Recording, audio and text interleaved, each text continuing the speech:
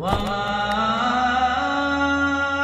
أرسلناك إلا رحمة للعالمين.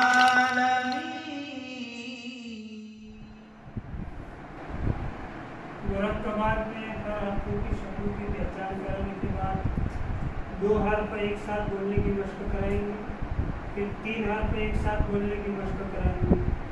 تو 3 حرف کل بتایا تھا اس طریقے سے. یہ کیا ہے؟ نون. کیا ہے؟ نون. اور یہ کیا ہے؟ با. کیا ہے؟ با. یہ دونوں ساتھ میں بولو. نون با. نون با. نون با. اشارے سے بولو. نون با. نون با. اور یہ کون سا حرف ہے؟ لام. کون سا حرف ہے؟ لام. یہ 2 ساتھ میں بولو. با. لام. یہ تینوں ساتھ میں بولو. نون با. لام. الٹا بولو. لام با.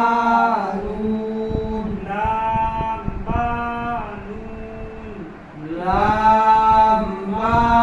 نون. یہ اور یہ بولو. با. نون. لام. با نون لام. با. نون. لام. یہ اور یہ بولو. نون. لام. با.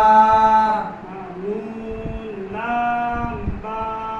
نون. لام. با. یہ اور یہ بولو.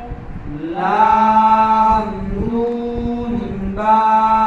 لام نون با. لام. نون. با.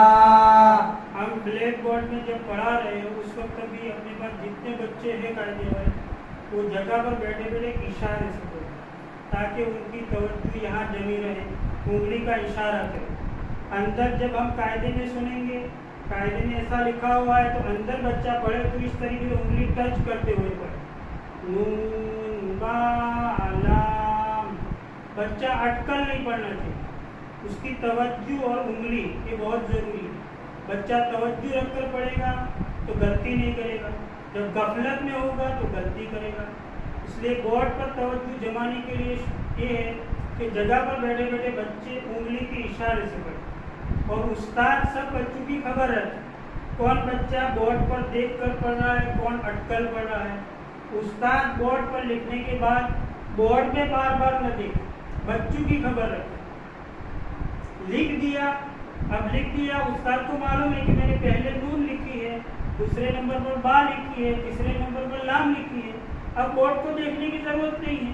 اب بچوں کی طرف دیکھ کر سوالات کرے. چلو سیدھا بولو، اشارے سے بولو.